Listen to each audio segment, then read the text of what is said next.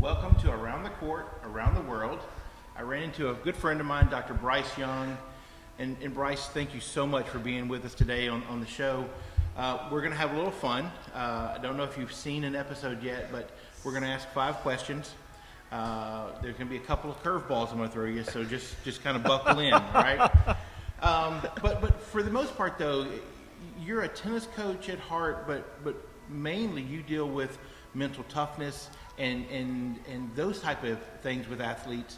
Can you share with us maybe some of the tips that you could give to that average athlete, club player or junior that's coming up that would help them with their mental game in tennis? Oh, absolutely. First thing is, let's remember how to play the game again. Right. We have found a way to make this so much work. Right. And in our profession, in mental coaching and sports psychology, we're continually amazed to see us adults trying to take the kids' game away. Right. So what we're doing now is we're actually doing peak performance training for parents and the athlete and the coach and the pro. Right. And so we put them all on the same team. There you go. And one of the things that I find that really helps a lot is we go in with the framework that it's a marathon, it's not a sprint.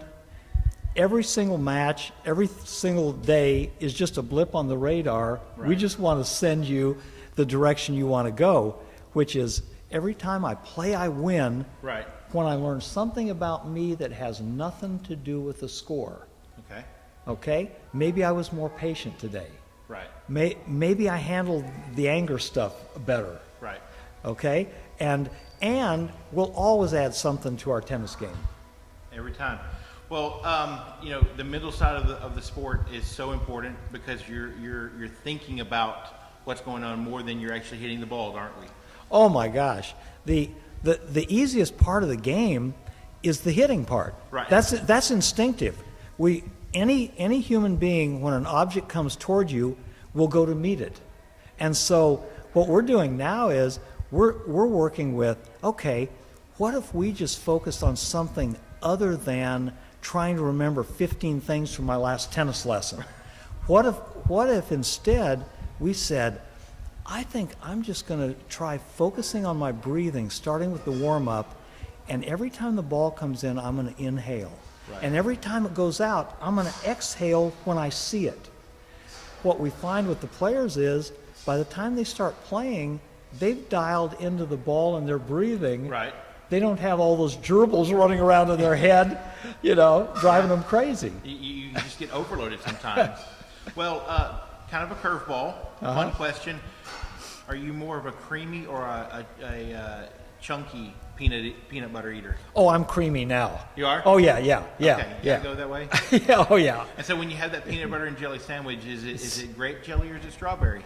Well, see, I'm kind of a strawberry guy, so that's the little bit. There's a little chunk in there. Okay. But That fresh fruit. Yeah, that's right. But Okay. but that creamy part's good because I want to, quiet mind, fluid body, Okay. flowing. We're kind of into It relates that. all the way to your peanut butter. I love it.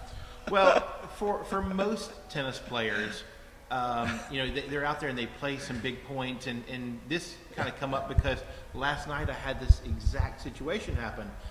I'm ready to hit the ball, an easy volley at the net, and I swing and I miss. Okay. How do you recover from something like that? Middle of the match. Awesome. What the tendency is that we train so much more than we actually play matches. Right. That we get into getting our head busy, like the gerbils, Right. and trying to fix something. And what works best is basically to go to your breathing, Right. not your head. Right. You take a deep breath, you turn away, and my favorite is you've got a choice here. This is a reset. The deep breath is let it go, Bill. Right. And next time this in the simplest, gentlest way with that creamy peanut butter sound, not come on, Bill, you can make those volleys. Right. That is guaranteed to make you more liable to make the same mistake because you're emotional about the mistake. Okay. What we do is we just let it go.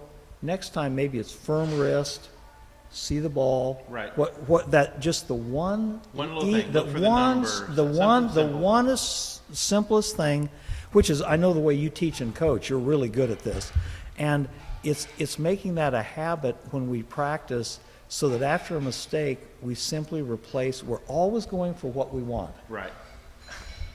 So tell me something. Your most memorable match you played, maybe as a junior or a young pro kind of coming up. Is there one that sticks out in your mind? Yes. I've got one. I'm coaching Division I tennis, University of Texas Pan American, and we took the whole team. We were invited to Torreon, Mexico. Okay. And we're in and they say, but you're the tennis maestro. You should enter the tournament too. Right. You should be in the tournament. So they must have some kind of a division for people, that are geriatric or something. But they've got me out in a tournament while my team is all entered in the men's opens. And it turns out in the finals of the tournament, unbeknownst to me, I'm playing the Club Campestre champion. The home champion, and it's a beautiful Sunday morning. They've had this wonderful event for the club.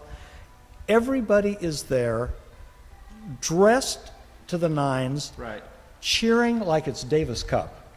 Because for your match. That's right, but not for me. But not for you. and this probably taught me as much about mental training as anything I've ever been through, because I had to work through in that match, these folks are just playing a role out here. Their right. role is to have a wonderful time supporting their hero. Right. And when I got into that, I'm smiling, he's smiling. Obviously the reason it's a happy ending is because I saved 5 match points. Oh, there you go. I was wondering, did you win or lose? But there's no even getting close to that, as long as I was stuck on, this is so unfair. Wow. I can't believe this. Right.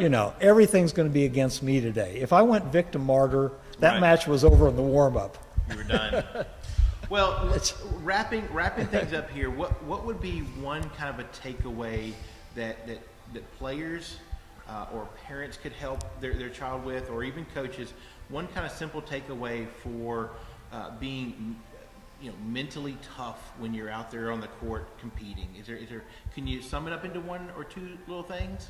Okay, I really think it's a mindset thing, and I think we have to prep ourselves with a mindset when we go out there that today is just my opportunity to add to myself and my game. Right. And at the end of this, I'll go back to the motto, which is the bumper sticker is, every time I play, I win when I learn something about me right. that doesn't have anything to do with this score. Because I know I'll add 1 or 2 things because I played today. And I've had some really great teachers and coaches tell me, when I play, I win. Right. A great pro, Cheryl Benny, down in Texas when I was there, said, on the days I play, I win. On the days I don't get to play, I lose. There you go. That's pretty simple. Very powerful stuff. Bryce, I can't thank you enough for being here with us. It's been Around the Court, Around the World with Dr. Bryce Young, tennis coach, mental coach extraordinaire. Thank you so much. See you on the next episode.